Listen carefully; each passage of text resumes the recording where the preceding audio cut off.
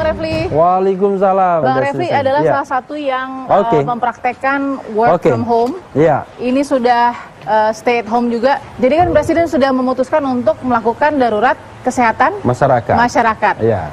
Ada kata lainnya juga, pembatasan sosial skala besar. Itu pilihan dari darurat itu. Nah, semua ini kan sudah disosialisasikan ya Bang Refli. Iya. Ini karantina mulai dari mandiri, rumah sakit, wilayah, bahkan teritorial. Iya. Kita tahu teritorial pun sudah ada pengecualiannya juga. Teritorial itu kan Indonesia ditutup, tapi ada pengecualian kan. 6 poin yang diberikan oleh pemerintah.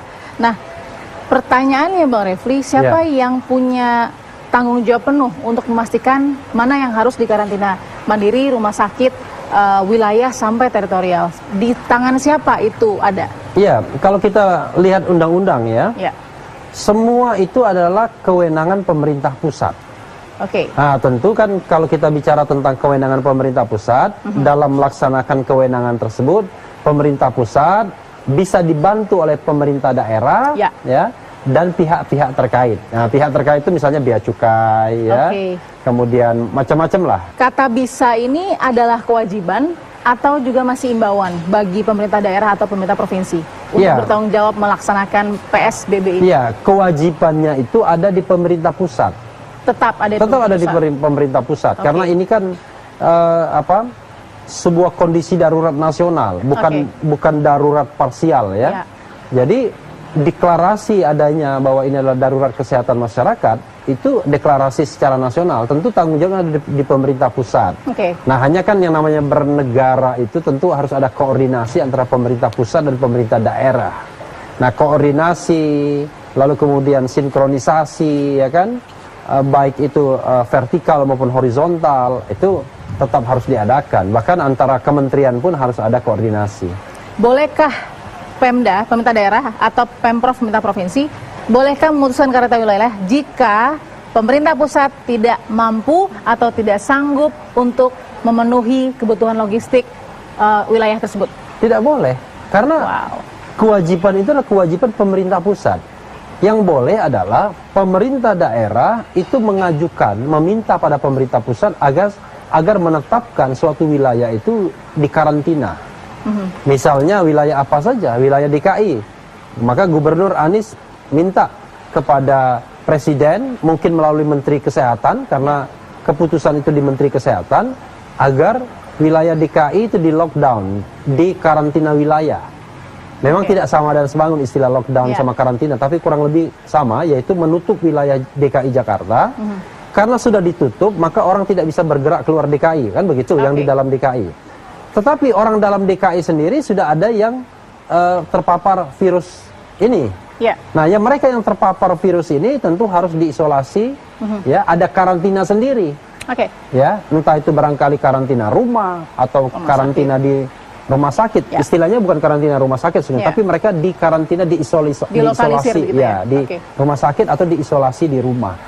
Saya juga mengkritik pemerintah pusat, ya, yang menurut saya terlalu berhitung terhadap nyawa manusia.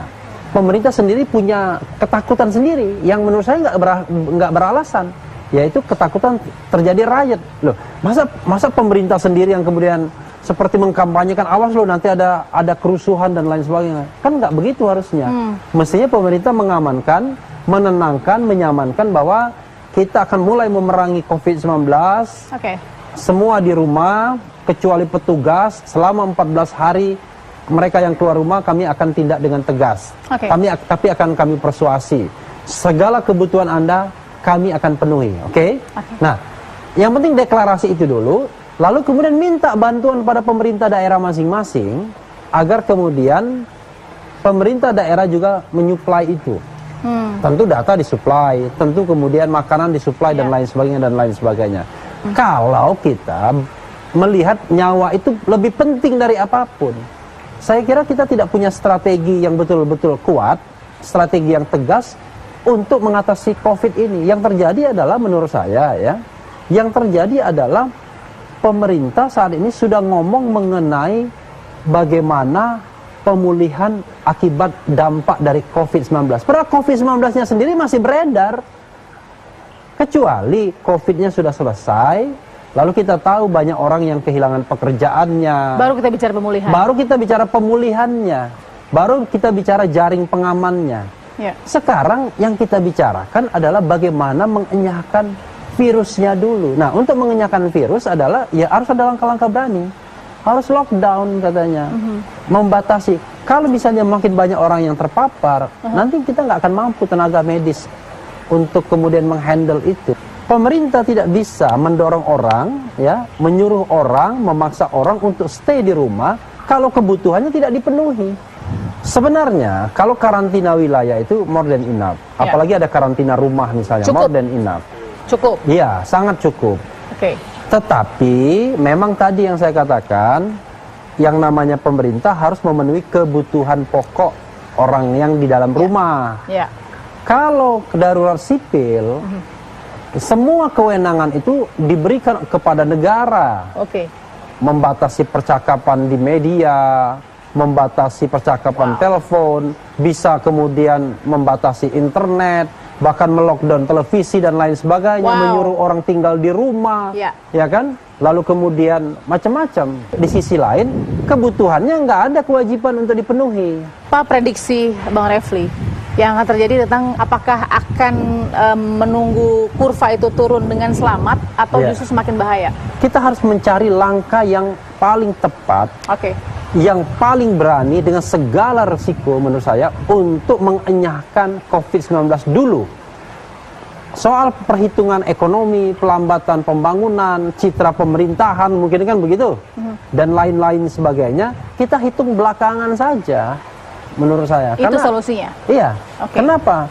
Kita orang yang biasa survive kok sebenarnya orang Indonesia. Tahun 98 kita krisisnya minta ampun bisa survive. Yang penting pemerintah itu jujur kalau mengatakan mereka nggak mampu untuk menghandle semuanya.